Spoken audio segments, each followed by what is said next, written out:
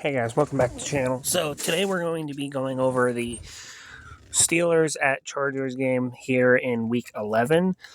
I'm recording this Wednesday, so the day before Thanksgiving. I've missed doing reviews of the last few weeks, probably since like week 5 or 6. I do apologize for that. I was planning on making those, but unfortunately the recording software I use, which is on my phone obviously, just was not recording past like a minute. And whatever was, the audio was off. So I'm hoping this one comes out good. So far, since the last time I spoke to you guys, we've had 3 straight losses, and we just got our bounce back win here against the Steelers. So let's go over stats. So first off, let's go over the Steelers stats, which Ben had 273 yards, 3 touchdowns. Najee Harris only had a touchdown and 29 yards. So the Chargers let up a total of, I think it was like 55 yards rushing. Deontay Johnson and Ebron each had touchdowns. Claypool had 93 yards. There was an interception by Cameron Sutton that was knocked in the air by Cameron Jordan, who we'll be talking about here in a minute. So that was kind of a lucky off-the-helmet type of interception. So it'll count on the stats, but I, for one, cannot really say anything bad about Herbert on that one. 1.5 sacks by Highsmith with another half sack by Charlton. So the offensive line only allowed 2 sacks. They had 3 for 3 on field goals. Okay, so defensively, they stopped the run really well, so run defense is going to get an A. Pass defense, I'm going to give it actually like a B minus, C plus. No, B minus, because they allowed a lot of that kind of in garbage time.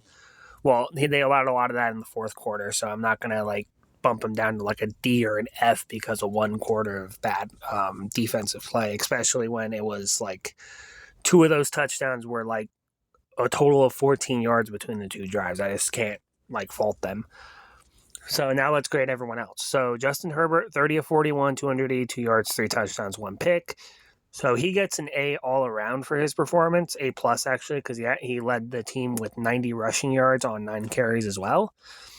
Eckler had 50 and 2 touchdowns, and everyone else had a bit of yardage here and there. But our rushing game gets A minus, B plus. Eckler had about, had half 100, and then obviously Herbert had 90 on the ground as well.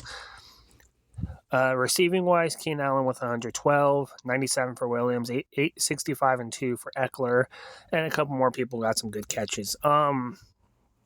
Passing wise, A plus as well. We had a 100-yard receiver. We had someone catch 2 touchdowns, and we had Mike Williams back on track. Austin Eckler gets an A plus for this by himself as well, because he did get, 115 yards and 4 touchdowns. So that cannot be ignored. Defensively, we had some decent plays here. We had a sack by Bosa, a sack by Nwosu, and a sack by Fackrell. So we had 3 sacks on the day. We didn't have any picks, but sometimes you don't need turnovers to win, and that was one of those times we didn't.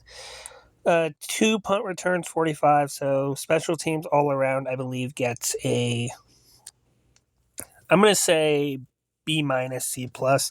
The block punt is really the only thing that makes it to where it wasn't an A minus or B plus. Dustin Hopkins has basically turned into the most reliable kicker we've had already in his short stint here. And hopefully that continues, because we've said that before and then everything kind of goes sideways. Now on to the biggest controversy of the game. It was Cam Heyward and Herbert's interaction. When Herbert ran it, that big play down to like, I think it was like inside the 15 or 10 or something like that. After the play, Heyward kind of laid on him, shoved him back over and punched him.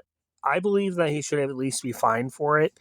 I don't know if suspension is going to be a thing, because it seems like everyone thinks it was an accident, which I don't think it was, but we're going to let them, let that roll as it may.